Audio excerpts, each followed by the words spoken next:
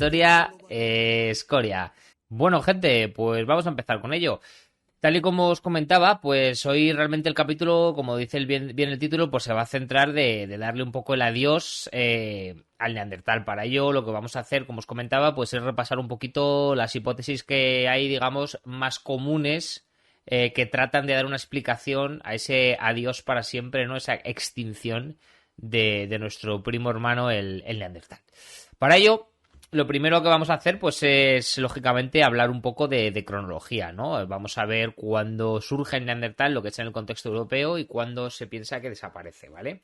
Realmente el Neandertal se data siempre desde aproximadamente el 250.000 antes del presente, before present, ¿no? Que se suele decir. Es decir, 250.000 años antes de hoy. Vais a ver en muchos libros, en muchas bibliografías, que siempre te pone una fecha, te pone a lo mejor 250K BP, ¿no? Bueno, pues 250K significa hace 250.000 años, como ya sabréis, y BP es unas siglas que digamos que es un acuerdo internacional de la historiografía que significa Before Present.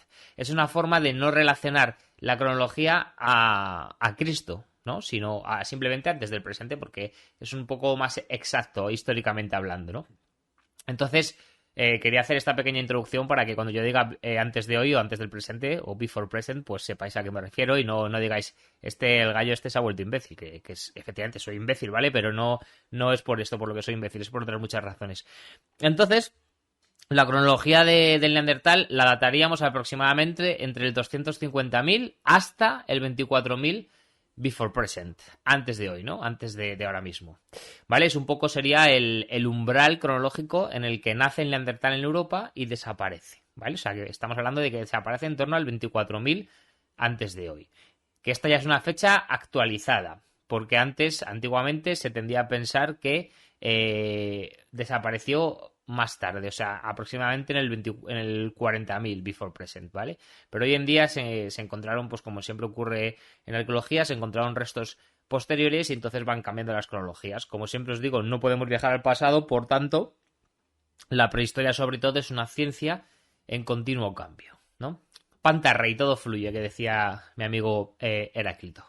Bueno, cronología de la desaparición. ¿Cuándo se piensa que aproximadamente desapareció el Neandertal, se extinguió, ¿no? Bueno, a día de hoy la fecha acordada de forma internacional por la ciencia es aproximadamente, como os decía, 24 milenios, es decir, el 24.000 before present, en la zona de Gibraltar. Es decir, sí, señores y señoras, en nuestra querida y amada península ibérica, ¿vale? Recapitulamos, hace unos 24.000 años, en la zona de Gibraltar, de la península ibérica, es donde se han encontrado los vestigios más recientes de Neandertal. Por lo tanto, a día de hoy es la fecha más pronto que tenemos, ¿no? En relación con nosotros, de últimos neandertales. O sea, los últimos neandertales encontrados, los más recientes, son del 24.000 antes de hoy en Gibraltar. Esto es lo que a día de hoy se maneja. Ahora, el paso lógico sería trabajar un poco las cronologías importantes en las que se han, digamos, encontrado, en las que han coexistido geográficamente hablando los sapiens y los neandertales, porque que hayan vivido el mismo o sea, que hayan existido en el planeta Tierra muchos años no quiere decir que hayan coexistido geográficamente hablando, ¿no? Entonces vamos a hablar de la coexistencia cronológica entre sapiens y neandertales. Mirad, siempre, digamos, tradicionalmente se había pensado que el sapiens salió de África en torno al 65.000 antes de hoy aproximadamente, ¿vale? Esto de que digo de que salió de África no lo voy a explicar porque creo que lo expliqué en el capítulo anterior, aunque ya no me acuerdo. Pero bueno, hago un pequeño resumen. O sea, el sapiens sí se sabe realmente que es una especie de homínida del género Homo, que es puramente africana, porque sí se sabe que nace en África y desde África se extiende al mundo, mientras que el neandertal, algunos autores, la gran mayoría sin duda, opinan que es una especie ya nacida en Europa, evolucionada ya en Europa. No es que evolucione en África y de África emigre al resto del mundo, sino que es una evolución ya de otro homínido que emigró de África y que este va a evolucionar ya en Europa. Eso es lo que diferencia. Por eso siempre se dice que el neandertal es una especie puramente... Es el primer europeo, ¿no? Porque es una especie evolucionada en Europa. Nacida ya en Europa en términos evolutivos hablando, ¿no? Espero que haberme explicado bien, ¿vale? Bueno, lo que os decía respecto a las cronologías importantes entre Sapiens y Neandertal, esa coexistencia geográfica, ¿no? De la que estábamos hablando. Bueno, pues siempre se había pensado que el Sapiens, como os decía, salió de África e hizo esa gran emigración para poblar el planeta Tierra en torno al 65.000 antes de hoy, pero recientes hallazgos, sobre todo en la zona de Israel, parecen retrasar todo hasta incluso, chavales y chavalas, el 175.000 antes de hoy. Before present, como os decía previamente, ¿no? Es decir, estamos retrasando la gran emigración sapienticia, si se me permite la expresión, de África, 110.000 años. Es una pasada. O sea, el Sapiens pudo haber salido de África 100.000 años antes de lo que se pensaba de forma tradicional. ¿Por qué se sabe esto? Bueno, se encontró un maxilar, una parte de la mandíbula, ¿vale? Entre nosotros, no nos vamos a poner a técnicos cuando no lo hemos hecho nunca. Se encontró una parte de la mandíbula perteneciente ya de forma científica demostrado a un Sapiens, datado en esas fechas, en el 175.000 antes de hoy, en Israel, en una investigación arqueológica llevada a cabo por la Universidad de Tel Aviv, en la famosísima cueva de Mislilla.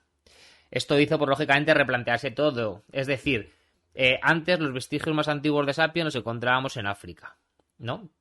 Sobre todo, bueno, perdón, mejor dicho, no encontrábamos vestigios Sapiens fuera de África antes del 65.000 antes de hoy, ¿no? Sin embargo, esto revolucionó todo porque de repente se encuentra un maxilar de Sapiens datado por radiocarbono 14 en el 175.000 antes de hoy.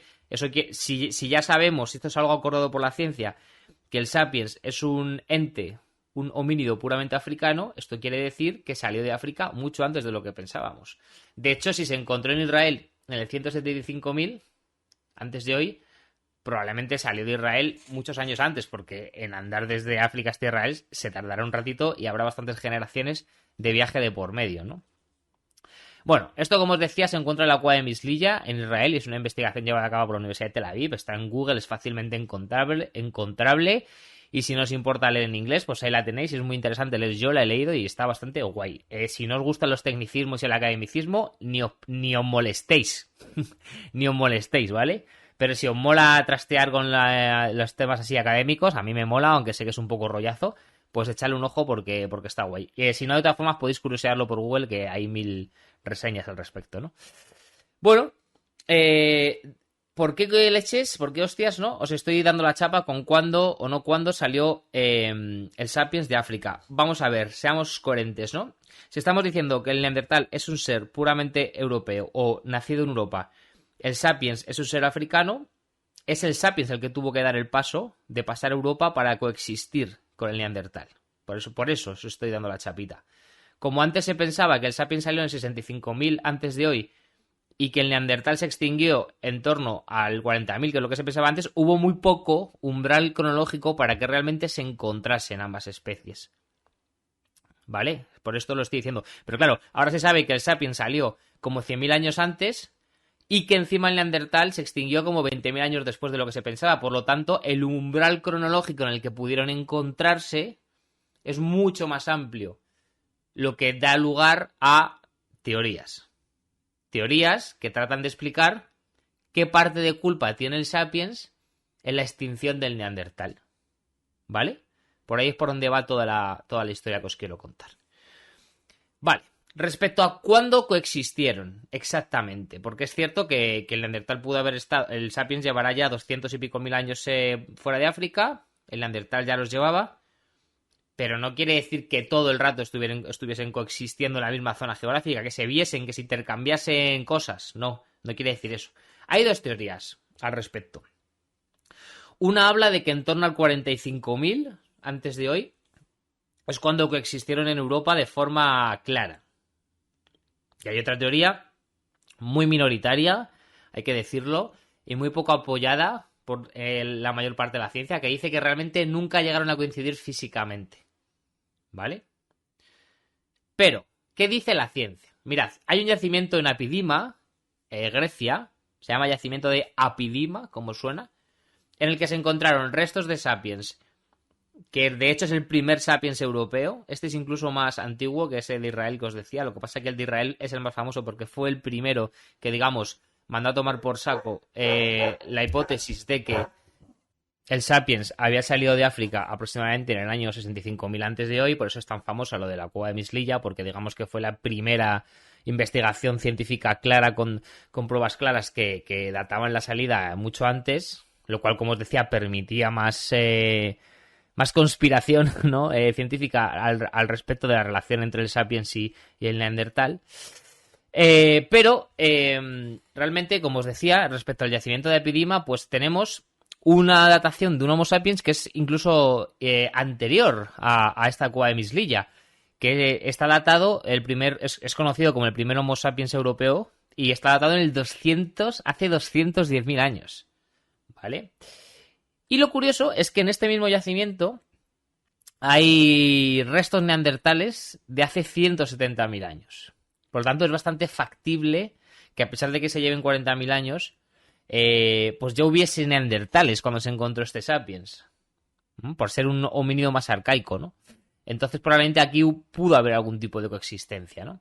Pero es que además, luego tenemos, como os decía, el ejemplo de Mislilla, ¿no? En la propia Mislilla, pues se encontró este sapiens, ¿no? Datado en el 190 y pico mil, como os decía. Y luego se han encontrado restos de otros homínidos que la ciencia no sabe muy bien si etiquetarlos como neandertales o como sapiens. Anda ahí un poco la cosa que no sabe muy bien. Pero bueno, tenemos claramente el ejemplo del yacimiento de Epidima, donde sí que se han encontrado restos reconocibles de sapiens y neandertales. Es verdad que en diferentes horizontes cronológicos, pero muy posiblemente hubo coexistencia geográfica debido a las condiciones cronológicas de ambas especies y su distribución en lo que es Europa, ¿no? Luego es más o menos sabido que la presencia en neandertal en la zona europea va desde el 450.000 al 35.000, más o menos hace 35.000 años, ¿no? Bueno, 35.000, 25.000, como decíamos antes. Por lo tanto, si se están encontrando cronologías de sapiens en Grecia de hace 210.000 años, es muy probable que coexistiesen o que hubiese algún tipo de relación, ¿no? De alguna forma, lógicamente. Bueno, explicado un poco esto a modo de introducción, es decir, lo que he hecho es intentar hablaros de en qué cronología se mueven el sapiens y el neandertal por Europa, y luego más o menos qué evidencias arqueológicas tenemos de esas cronologías y esa distribución geográfica. Ahora vamos a hablar un poco de lo que nos concierne realmente en este capitulazo, que es por qué desapareció nuestro colega el neandertal, ¿vale? Que esto es lo que realmente pues nos concierne hoy, ¿vale? Mirad, hay muchísimas hipótesis y todas interesantísimas. Se habla de erupciones volcánicas, de cambios climatológicos, de epidemias, bueno, de un montón de historias que simplemente voy a mencionar como acabo de hacer, mencionándolas, ya está. Son muy interesantes, están ahí, las podéis leer y tal. Yo personalmente voy a ir a las que otorgo mayor credibilidad, en mi opinión, ¿vale? Luego en los comentarios me podéis decir si estáis de acuerdo conmigo, si no, si yo que sé, soy idiota, ¿no? Lo que queráis, ¿vale? Pero yo os voy a decir las que a mí, cuando me lo explicaron en la universidad, más me gustaron y después cuando trabajé como historiador, pues más investigué y más me gustaron, ¿no? Os voy a explicar las tres que son un poco además más generales y más famosas, que yo creo que son las que todo el mundo debería un poco haber oído, sobre las que todo el mundo, mejor dicho, debería haber oído hablar, y luego por las que son ya más concretillas y más específicas, pues si os mola el tema, pues lo podéis buscar, ¿vale? Primera de las hipótesis, voy a hablar de tres, más o menos, a ver, sí, voy a hablar de tres. Voy a hablar de la hipótesis de la violencia, de la hipótesis de la sustitución competitiva, y de la hipótesis más famosa, que es la hibridación. Esas son las tres hipótesis en las que voy a basar las causas que da la ciencia sobre la desaparición del neandertal. Hipótesis de la violencia, la primera de ellas. Bueno, aquí tenemos que irnos a un señor con nombre y apellido, que es Jared Diamond. Y Jared Diamond propuso que el neandertal fue extinguido por el sapiens o sea, de forma violenta. Y para ello lo que hace es hacer un símil, y él explica en uno de sus libros que es lo mismo que como ocurre hoy en día con las sociedades avanzadas y las tribus indígenas, ¿no? Que digamos que llega una sociedad mucho más avanzada tecnológicamente y en vez de integrarse con esa, lo que hace es exterminarla, ¿no? Pues hace ese paralelismo de las sociedades actuales con lo que pudo pasar ante la llegada del sapiens encontrándose con el neandertal. Llega una especie más evolucionada, con mejor tecnología y se impone de forma violenta hasta que la extingue. Esto es lo que dice Jared Diamond, ¿vale? Yo no soy muy fan de esta hipótesis. ¿Por qué? Porque realmente cuando tú lees su libro está muy bien. No recuerdo cómo se llama el libro, luego lo dejo por los comentarios. Creo que se llama Gérmenes, Guerra y no sé qué, o algo así. Y es muy interesante lo que dice, cómo lo explica, además mola, ¿no? Así es un poco romántico, ¿no? Pensar en que hubo una guerra entre especies, ¿no? La única guerra que ha habido entre especies, ¿no? Una guerra que ya no es entre un país, una nación y otra, ¿no? Sino una guerra entre una especie de homínido y otra especie por la pura supervivencia y el control de la naturaleza, ¿no? Es muy romántico y es muy fácil inclinarse a pensarlo solamente porque mola, ¿no? Pero realmente no se ha encontrado nunca. Nunca, o sea, no hay pruebas, no hay ninguna prueba, no hay ningún resto óseo neandertal o sapiens encontrado con marcas de guerra, o mejor dicho, no hay evidencias de una guerra o de contextos violentos entre sapiens y neandertales. Es decir, no se han encontrado marcas de armas o de herramientas sapiens en huesos neandertales, ni marcas de armas o herramientas neandertales en huesos sapiens, para que se entienda. Entonces, aunque sea una hipótesis probable, a lo mejor ocurrió en algún sitio, no hay nada científico o arqueológico que lo refute. Por eso yo la explico, porque es interesante, hay que saberla, y podría ser, pero no hay nada científico que lo respalde. Esto es lo que os puedo decir a día de hoy. A lo mejor mañana se encuentra un yacimiento en el que aparecen 20 neandertales claramente dañados con armas sapiens y viceversa, y os digo, mira, pues puede ser que hubiese algún tipo de conflicto en algún sitio. Pero es raro que no se haya encontrado nunca nada, ¿no? Es raro. Entonces, no me inclino a pensarla, os la explico porque es de las más antiguas, de las más tradicionales y mola. Pero ya está. Yo no le daría mucha más veracidad de lo que os estoy comentando yo, ¿vale? Sí que es verdad que él hace una reflexión interesante, que es lo que os decía, ¿no? Habla de que al igual que las sociedades actuales, bueno, actuales habla del siglo XX con el imperialismo y tal, ¿vale? Llegan a sociedades indígenas e imponen su avanzada tecnología sobre ellas para exterminarlas o para simplemente dominarlas, pues lo mismo habría hecho, esa misma reflexión habría hecho el Sapiens con el Neandertal. Pero claro, es que el contexto no es el mismo y la diferencia tecnológica para nada es comparable. O sea, no es lo mismo cuando llegan los castellanos o los españoles o como los quieres llamar a América, la diferencia tecnológica que hay ahí, el control del caballo, el acero, las armas, todo, no es lo mismo esa diferencia tecnológica que cuando llega el Sapiens a Europa y está el Neandertal. O sea, la diferencia es mucho menor, ¿no? E incluso el Neandertal es un ser físicamente más poderoso. Incluso en una hipotética guerra no estaría tan seguro, ¿no? De qué podría haber pasado.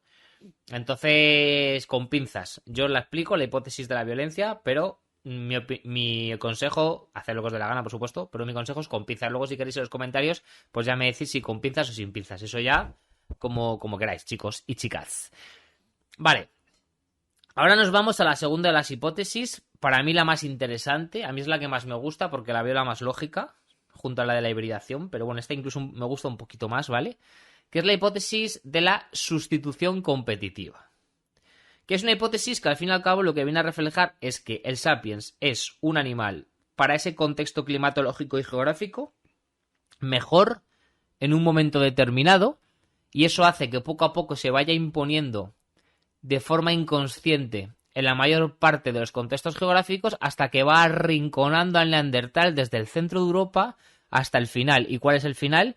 Pues claro, el sur de la península ibérica, es decir, Gibraltar, precisamente donde se encuentran los últimos restos de los últimos neandertales. Esto es lo que dice un poco la hipótesis de la sustitución competitiva. ¿Cómo explica esta hipótesis que el Sapiens está mejor en ese momento que el Neandertal? Bueno, hay muchas razones y se hablan de mucho, pero hay dos cosas importantes. Una mayor capacidad de locomoción, es decir, se sabe que el Sapiens es un animal que para correr largas distancias es mucho más apto que el Neandertal, que sin embargo es mejor para carreras cortas y que requieren más fuerza.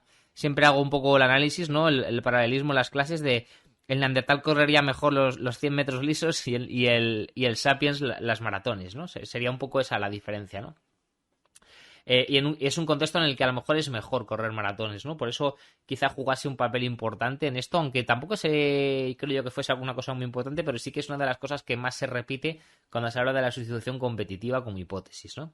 Y luego, el rasgo clave, ¿no? De la sustitución competitiva, y es que el momento en el que se encuentra en el Sapiens Neandertal, que como os decía antes, se calcula que fuese en torno al 40.000 antes de hoy, es un momento en el que se vive, es verdad que todavía se vive en el Pleistoceno, es decir, todavía hay una glaciación, pero el clima está cambiando y la glaciación se está reduciendo.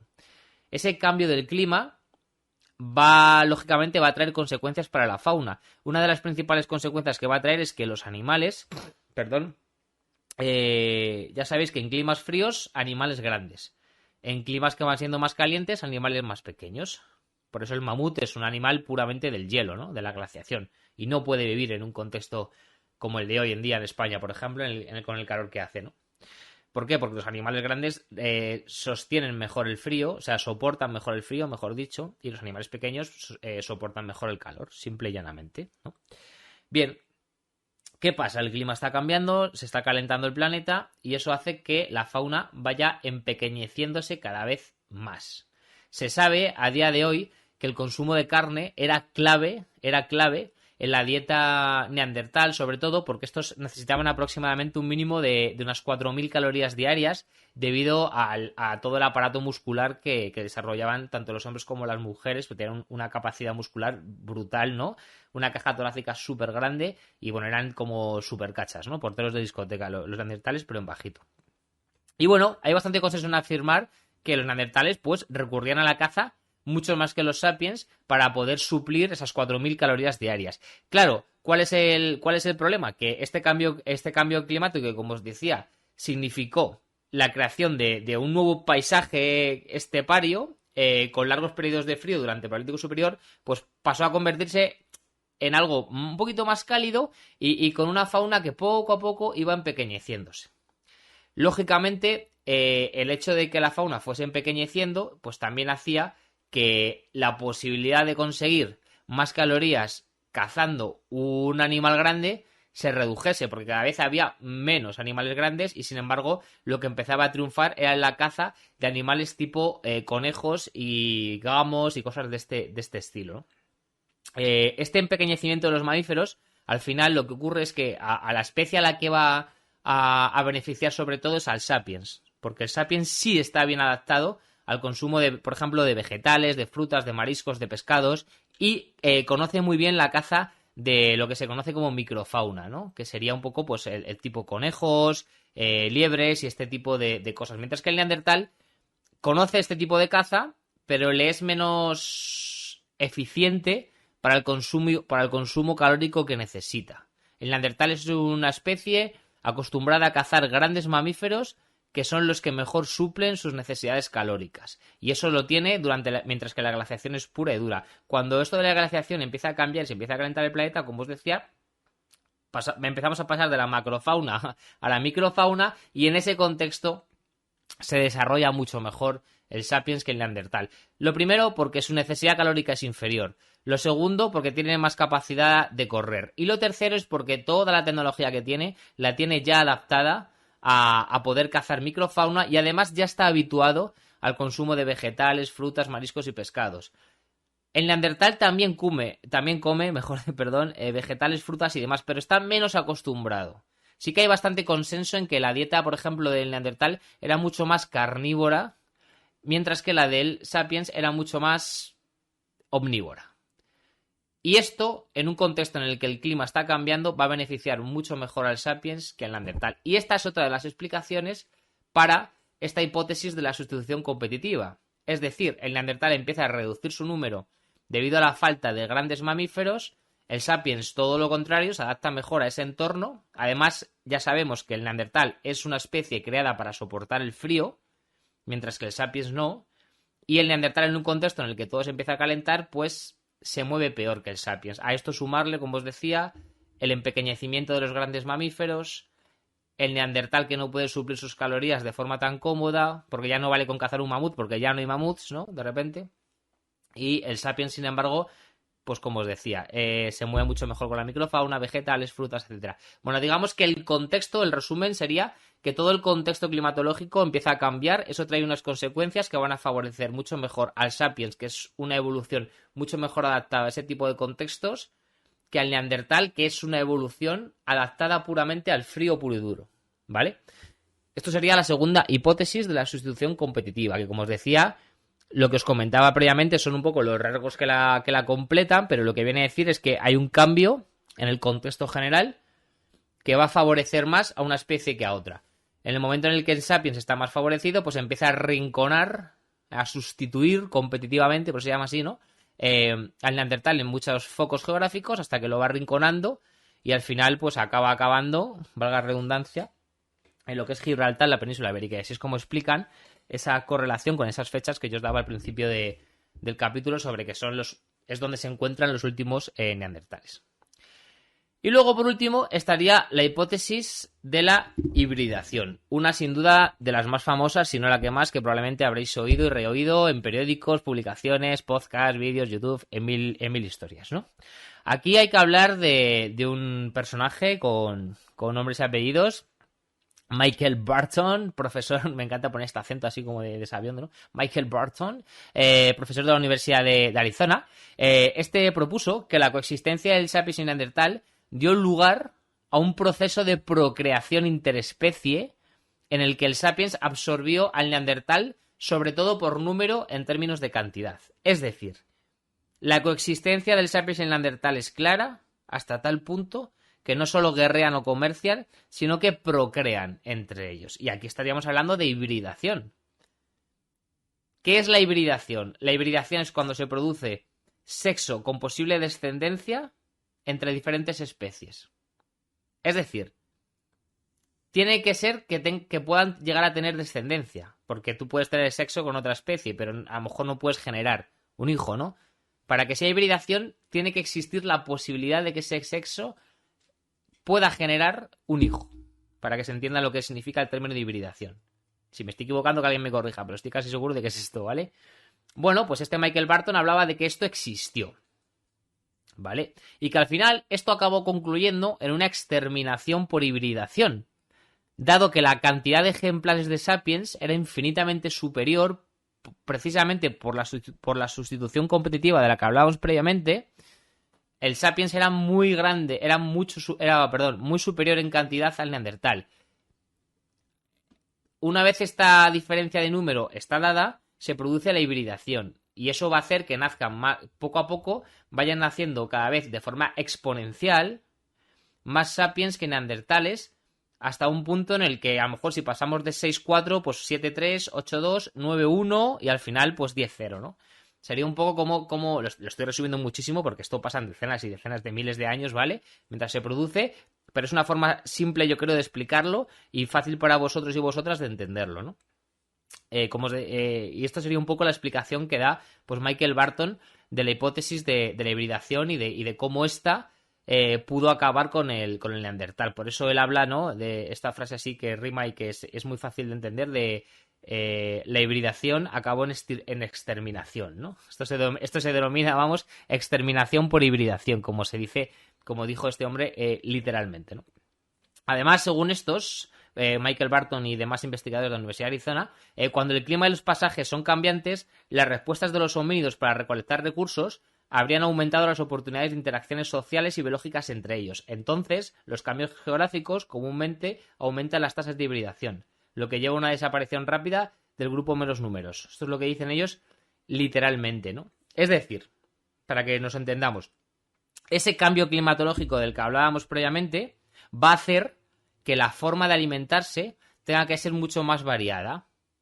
Eso va a producir que tanto el Neandertal como el Sapiens no centren su ejercicio en la caza, sino que empiecen a recolectar, comer verduras, coger frutos, bueno, hacer otro tipo de actividades que les procuren otro tipo de alimentos que no solo sea la carne. Sobre todo, como os decía, el Neandertal, porque el Sapiens ya venía haciéndolo. Eso va a generar que se muevan en contextos parecidos y que entonces haya mucha más relación social entre ellos.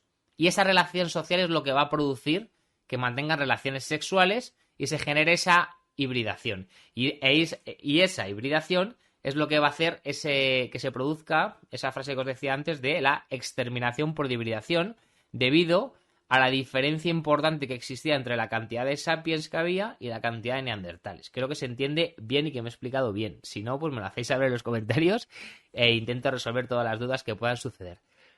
¿Qué pruebas hay de esta hibridación? Porque seguramente habréis escuchado que hay autores que creen en la hibridación puramente, de forma pura y dura, y otros que niegan que pudo haber hibridación. Bueno, perdón, tengo una alergia que me muero. Hay muchísimas pruebas y muchísimas historias que hablan de la posibilidad de que hubiese una hibridación entre neandertales y sapiens, pero yo voy a rescatar 3 que me parecen las más interesantes. Primero vamos a hablar del niño de Lapedo. En Portugal lo tenemos aquí al ladito, aquí cerquita. Un niño de 4 años que parece ser un híbrido de sapiens y neandertal, encontrado por investigadores portugueses y alemanes. Y bueno, aquí hay diferentes opiniones, vamos por decirlo así. Hay algunos autores que opinan que no tenía por qué, que este hallazgo arqueológico no tendría por qué ser necesariamente un híbrido, que podría ser simplemente un niño con algún tipo de deformación física, por la incapacidad de producir descendencia entre ambas especies. Sin embargo, es cierto que recientes estudios de genética afirman que la posibilidad reproductiva existió entre neandertales y sapiens. O sea que esto es algo que científicamente ya está demostrado. ¿Cuál es el tema? Se encuentra en la cueva de Lapedo, en Portugal, un niño de 4 años que parece tener características morfológicas tanto sapiens como neandertales. Enseguida, aquellos autores que creen en la hibridación, que van a decir, pues levante la mano y dicen, ves, si ya lo estábamos diciendo nosotros, si es que no os enteráis, si es que se hibridaron y eso provocó la desaparición de Neandertal. Ahí tenéis la prueba, un niño que es una mezcla de sapiens y neandertales. Uno de los pocos híbridos que existen en hallazgos arqueológicos encontrados. Y aquellos que no creen en la hibridación, lo que dijeron es, eso no tiene por qué ser un híbrido entre sapiens y neandertales, puede ser simplemente un sapiens o un neandertal con deformaciones físicas, precisamente porque la capacidad reproductiva de ambas especies era deficiente y provocaba malformaciones al nacer. Entonces cada uno, pues digamos que se agarró un poco a lo que defendían. Pero lo que es evidente es que el niño de Lapedo existe, lo podéis ver en Google, es muy fácil de buscarlo y leer sobre ello. Es evidente que tiene morfología tanto sapiens como neandertal, y luego ya que eso sean deformaciones enfermizas o no, o sí, ya, bueno, es un debate más casi médico que arqueológico. Pero la prueba está ahí. Luego nos iríamos a otra de las pruebas más importantes, relacionadas también con ese autor del que hablábamos antes, de Michael Barton, que defiende que los restos fósiles de hombres antropomórficos modernos tempranos en Europa Central, como por ejemplo en Vogelhert, Alemania, o en Emladec, en República Checa, son hallazgos muy importantes y muy famosos, se observan rasgos que serían difíciles de explicar sin recurrir a que hay alguna contribución neandertal en sus ancestros. Son unos hallazgos de unos especímenes en los que digamos, se ve también unos hombres que son unos homínidos, mejor dicho, antropomórficamente hablando, modernos, pero con algunos rasgos neandertales. Y en este caso sí que hay consenso respecto a que no son malformaciones genéticas, sino que son rasgos puramente modernos, pero también neandertales a la vez, ¿no? Por ejemplo, en cambio, estas características no se encuentran en los fósiles del Cercano Oriente como unas cuevas que se llaman Esquig y Cafez, ¿vale? Son dos cuevas donde también se encontraron hombres antropomórficamente modernos, pero que son puramente sapiens. Ahí, por ejemplo, no se ven vestigios neandertales. ¿Por qué? Porque el neandertal no llegó a esas zonas. Es como se explica. Sin embargo, en Europa, en Alemania y en República Checa, en estas cuevas de las que os hablaba antes, en Vogelhert y en Mladek, que es como se llaman, sí que se encuentran restos de sapiens.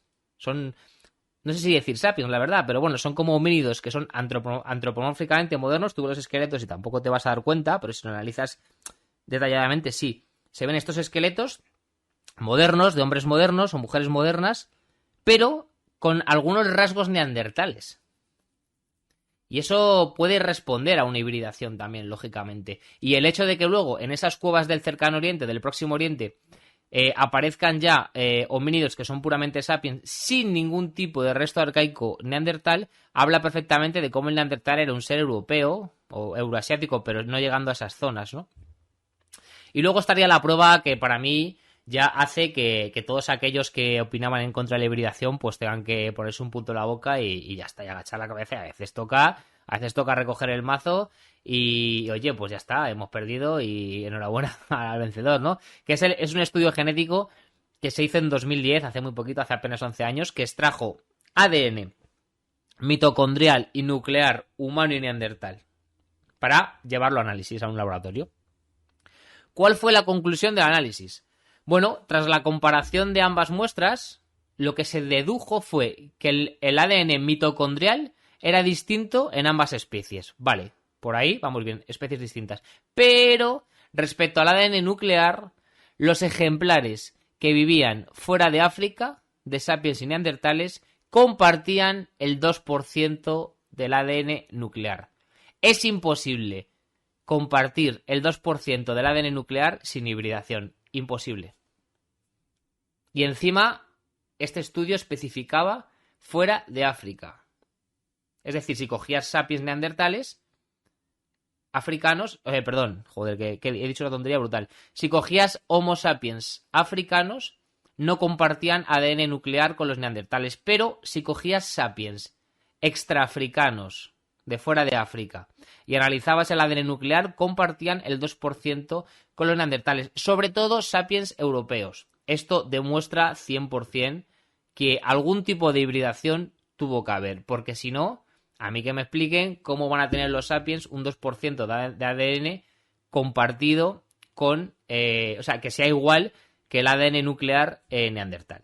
Pues no tiene mucha más explicación. Estaréis de acuerdo conmigo, seguro. Si no, pues me lo hacéis saber en los comentarios. Y bueno, esta sería la última de las hipótesis.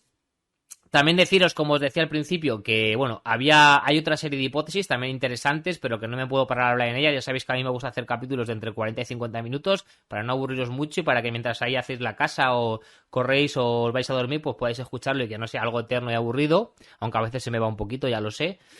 Y esas otras hipótesis pues hablan de cosas como os decía, patógenos, pandemias, el nuevo clima, la aparición de animales domésticos, cómo favoreció eso, porque el Sapiens fue el primero que domesticó al perro y cómo eso pudo hacer que pudiesen cazar mejor en esos contextos en el que la caza iba cambiando una microfauna y cómo el perro puede ayudar en eso. Bueno, hablando un montón de cosas interesantes que sin duda...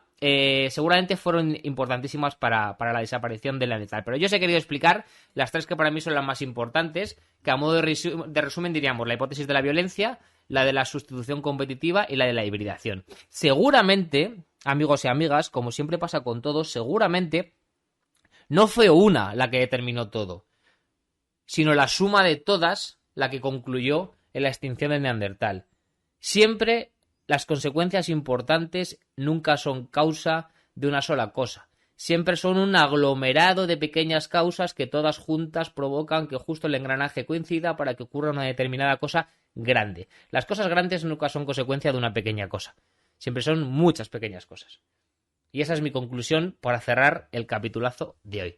Ha sido un placer volver aquí, tenía muchísimas ganas, chavales, y lo que siempre os digo antes de irnos, si os mola lo que hago y cómo lo hago, ya sabéis que me podéis apoyar en el botón azulito de iVoox.